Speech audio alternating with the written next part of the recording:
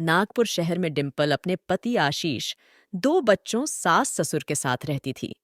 डिम्पल की हर सुबह क्या बनेगा पे शुरू होती और क्या बनेगा पर ही खत्म। ऐसे ही एक सुबह, ओहो, आज तो बहुत लेट हो गया। बच्चों के टिफिन बांध देती हूँ। बेटा, चिंटू पोहा डाल दूं तेरी टिफिन में? माँ, पोहा तो परसों ही खाया था, आज हम नहीं ले जाएंगे पोहा।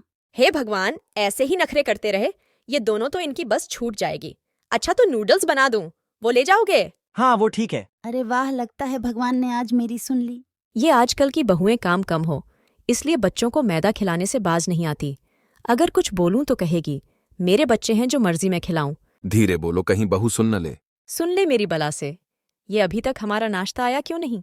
अरे बहू, आज हमारा नाश्ता मिलेगा कि नहीं? इनके ऑफिस के लिए दाल चावल रायता बनाया है, अब जल्दी में वही खाने को दे देती हूँ। अरे जल्दी नाश्ता दो भाई। वैसे क्या बनाया है नाश्ते में? दाल चावल रायता है जी। मुझे नहीं खाना यार, ये दाल चावल रायता भला सुबह सुबह कौन खाता है? अब जल्दी में मैं यही बना पाई, आप रुकिए, मैं कुछ और बना देती हूँ। नहीं जी, कोई जरूरत नहीं है, पहले ही ऑफिस के लिए लेट हो रहा हूँ। तुम रहने दो, मैं बाहर ही कुछ खा लूंगा। कम से कम अपने पति की पसंद का तो ख्याल रखा कर। बहू, अगर समय नहीं मिलता तो थोड़ा जल्दी उठा कर। हम तो हमारे जमाने में सुबह 4 बजे ही उठ जाते थे। सुबह से किचन में काम कर रही डिम्पल को यह सुनकर बहुत बुरा लगता है। इसके बाद डिम्पल घर का सारा काम करके जैसे ही बैठने लगती है तो उसकी नजर घड़ी पर जाती है। हे भगवान, 1 बज गया। आज तो समय हवा की तरह ही भागा जा रहा है। जल्दी से दोपहर के खाने की तैयारी कर लेती हो, वरना देर हो जाएगी।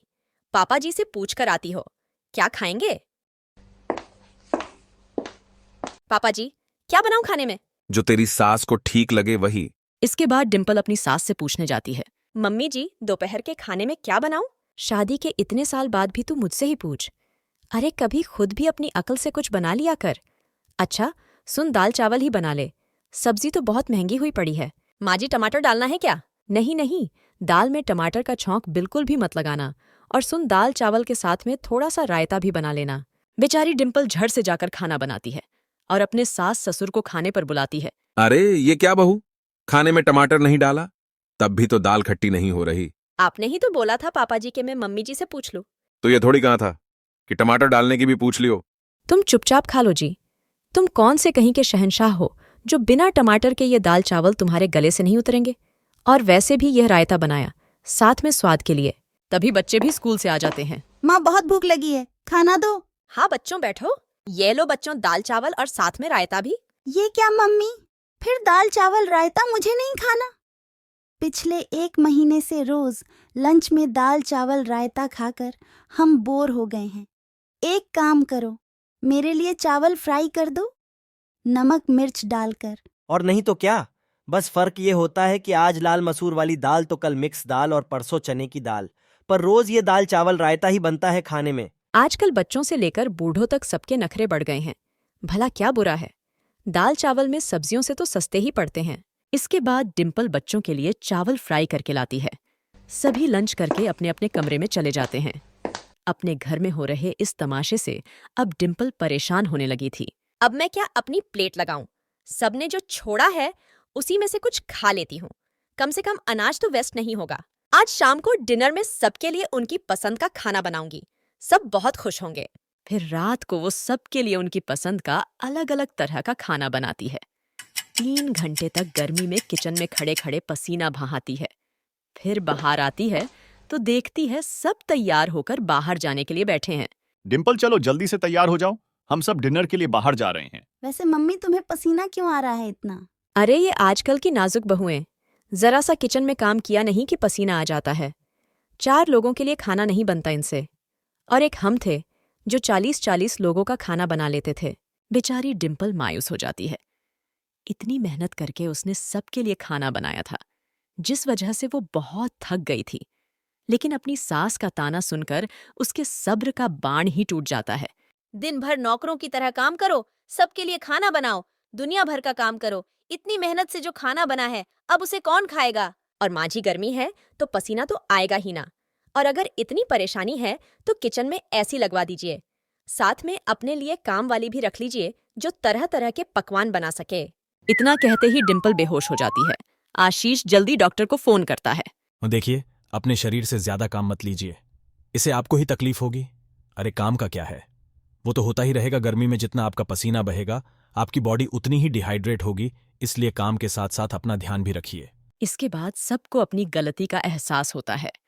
वो अब डिम्पल की मेहनत से बने खाने को बड़े प्यार से खाते हैं। अब उसके हाथों का बनाया वही दाल चावल रायता सब बड़ी खुशी खुशी खाते हैं।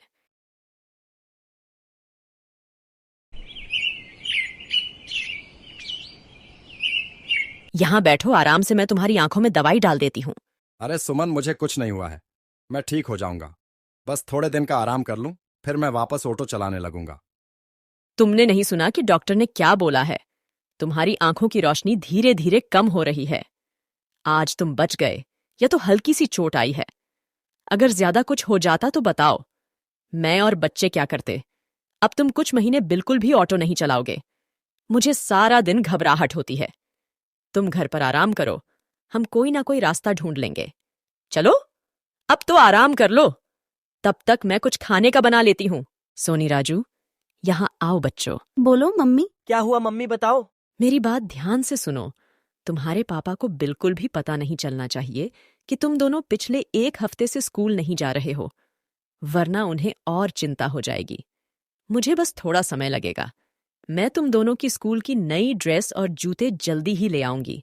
और रही बात किताबों की, मैंने अपनी सहेली से कुछ पैसे उधार मांगे हैं, जैसे ही मुझे दे देगी मैं तुम्हें किताबें भी खरीद के दे दूंगी। अभी तो वैसे भी पढ़ाई नहीं हो रही होगी, क्योंकि अभी स्कूल खुले हुए 12-13 दिन ही तो हुए हैं। नहीं मम्मी, स्कूल तो खुलते से ही पढ़ाई शुरू हो गई। वो तो हम दोनों ही हैं जिनकी किताबें खरीदी नहीं गई हैं। अब तो मेरी सहेलियों ने भी मुझे किताबें देने से मना कर दिया है।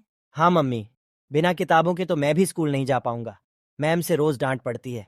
ठीक है, मैं कुछ सोचती हूँ बच्चों, मुझे बस थोड़े दिन का टाइम दो, फिर तुम स्कूल चले जाना। सुमन, जो कि बहुत ही गरीब थी, बड़ी मुश्किल से अपने बच्चों को पढ़ा रही थी। उसका पति मदन किराए का ऑटो चलाता था। घर का किराया, बिजली, पानी, बच्चों की पढ़ाई, घर के खर्चे सब निकालते थे। पर कुछ समय से मदन की आंखों में दिक्कत चल रही थी।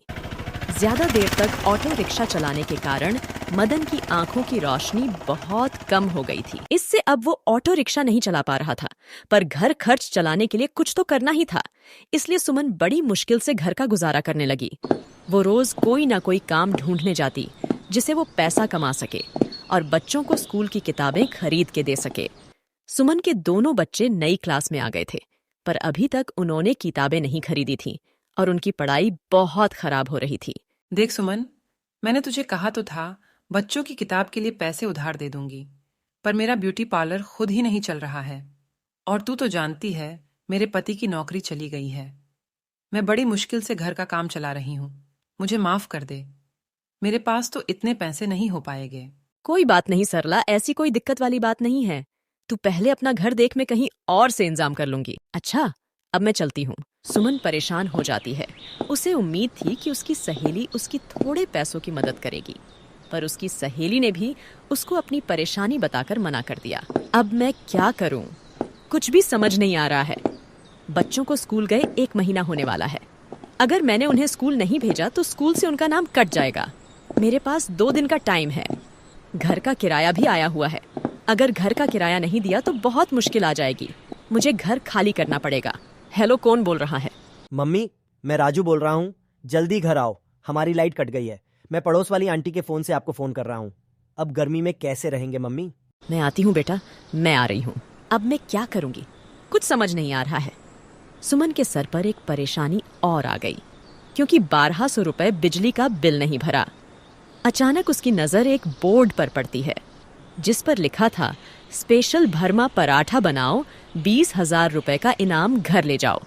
बहुत सारी महिलाएं लाइन में खड़ी थीं उस प्रतियोगिता में हिस्सा लेने के लिए। अगर मैं प्रतियोगिता में भाग ले लूं तो यह इनाम जीत सकती हूँ। मैं कोशिश करके देखती हूँ। मुझे तो पैसों की बहुत ज़रूरत है। हाँ, मैं पूछती हूँ, भैया मुझे भी इस प्रतियोगिता में भाग लेना है, क्या मैं अपना नाम लिखवा सकती हूँ? जी हाँ, बिल्कुल। इस प्रतियोगिता में कोई भी भाग ले सकता है। वहाँ सामने प्रतियोगिता शुरू होने वाली है। तुम जाकर अपना नाम लिखवा लो। जो भी प्रतियोगिता में जीतेगा उसे इनाम दिया जाएगा। ठीक है भैया, आपका बहुत बहुत शुक्रिया। सुमन अपना नाम प्रतियोगिता में लिखवा देती है और जल्दी जल्दी घबराहट में उसे कुछ समझ नहीं आता तो वो हरे मटर उठा लेती है। सभी औरतें बढ़िया बढ़िया भरमा पराठे बनाना शुरू करती है। सुमन मटर के भरमा बहुत ही स्वादिष्ट पराठे बनाती है। मौके की बात उसके मटर के पराठे उसे जीत दिलवाई देते हैं। हम लोगों ने यह प्रतियोगिता में नए हुनर को पहचानने के लिए रखी थी और आज सुमन जी ने भरमा मटर के पराठे बनाकर यह प्रतियोगिता जीत ली है। सुमन जी को 20,000 रुपए का इनाम दिया जाता है।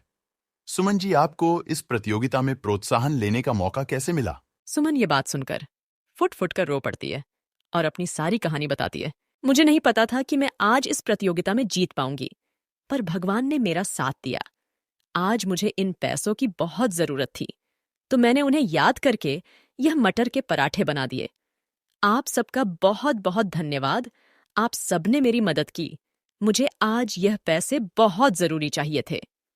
आपका सबका बहुत बहुत धन्यवाद। सुमन जीती हुई इनाम की राशि लेकर जाने लगती है। तभी एक आदमी उसे रोकता है। मेरा नाम आलोक है सुमन जी। मैं चाहता हूं कि आप मेरे रेस्टोरेंट में काम करें, जिसके लिए मैं आपको अच्छी सैलरी दूंगा। मुझे आप जैसी होनहार लेडी की जरूरत थी। आप जब चाहे मेरे रेस्टोरेंट में काम के लिए आ सकती हैं। सुमन की खुशी का ठिकाना नहीं था। उसी दिन भगवान ने उसकी सारी चिंताएं दूर कर दी थीं।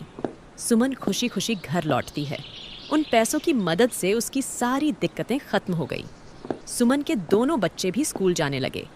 धीरे धीरे मदन की तबीयत में भी सुधार हुआ और उसने फिर से ऑटो रिक्शा चलाना शुरू कर दिया। दोस्तों, वीडियो में अंत तक बने रहने के लिए धन्यवाद।